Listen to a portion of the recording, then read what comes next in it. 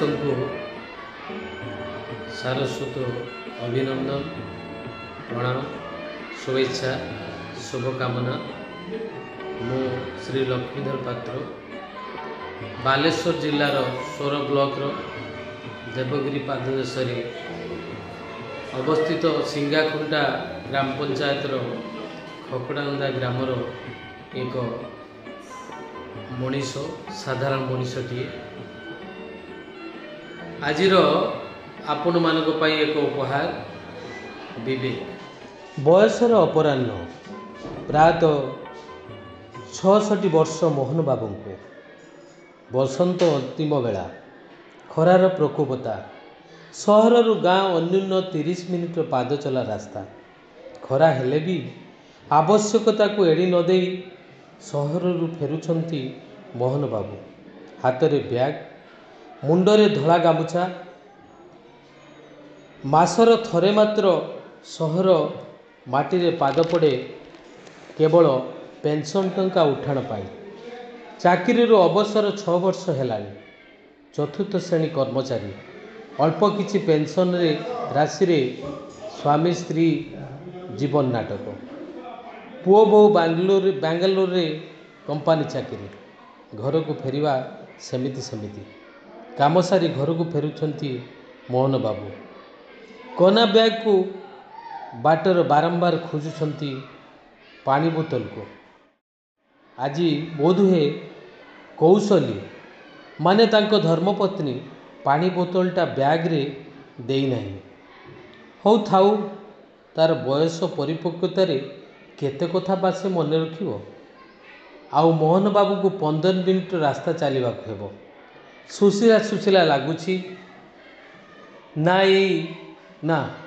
ये गछ मूल किसी समय बसी पुणी चलिनी। बसवा भितर 2 जन उग्र आधुनिक पोशाक परिच्छद हाथ में पानी बोतल सह प्रायतः मद बोतल धरी आगो को चली थांती। तृषाक्त मोहन बाबू पानी बोतल उपरे नजर पकाई कहले, ए बाबू से पानी बोतलटा देबे? भीषण शोष। किंतु युवक 2 जन शुणी न शुणिला भली आनमना होई चलीगले। मोहन बाबू चिंता कले बोध हुए पाख शाल जंगल कटा चली गछर काठ माफिया एमाने। यही तो एबेकार युवक मानकर अवस्था। से एबे कौन करिवे? पानी टोपाए पड़ी तंटी उदा नहेले हेबनी। आगो को चली हेबनी। चारिआड़ को चाहिए पाखरे गाँ नहीं कि पानीर संधान ना। मोहन बाबू आगो को चलवा कष्ट हेबो पानी अभाव रे। हठात एक स्कूल भ्यान रे हॉर्न शुभिला। एक लय चाही मोहन बाबू। चली चली आगो गाँ को आसुथाए पिलाटी। बयस 8 ରୁ 10 वर्ष। मोहन बाबू को पाखापाखि है। अल्प किछि पानी पाई से पिलाटी को पाख को डाकिले मोहन बाबू। बाबूरे तो पानी बोतल ले किछि पानी अछि कि? देरे धन चौले हेले भी तंटी उदा करी आगो को चलीबी। चपलता निष्कपटा हृदय रे बैग रु बोतल खोली देखे अल्प किछि पानी अछि। टिकी मन रे देवार चिंताहारा। टिकी हाथ रे बढ़ई देला मोहन बाबू। आग पछ बाछ बिछान न रखी बोतल खोली चौं चौं करी स्वर्गीय सुधापान कला परी पी गले मोहन बाबू। तापर से पिलाटी को कुड़े दे कहले, धन भगवान तते कोटी परमाई दियंतु। ये वृद्धर जीवन बंचई देलु। मोहन बाबू ताकू साथी रे धरी चलिले आगो को आगो। यही तो मानविकता, यही तो विवेक। जो विवेक गल्प प्रकाश पाइथिला कविवर राधानाथ रायंकर 1873 मसीह उत्कल दर्पण पत्रिकार बालेश्वर। से विवेक थिला। अविवेकी दुख रे भांगी पड़े, विवेकी नुहे। विवेकी असुविधा सामना करे, अविवेकी असुविधा देखी न देखिला भली चली जाए। विवेकी हेबा पई अंतर प्रतिबंधक बाह्य प्रतिबंधक सहिबाकु पड़िथाए। अविवेकी प्रशंसा पाई व्यग्र, भग्न मानसिकता अविवेकीर थाए, से समाज रे बोझ होई लदी होई रही थाए।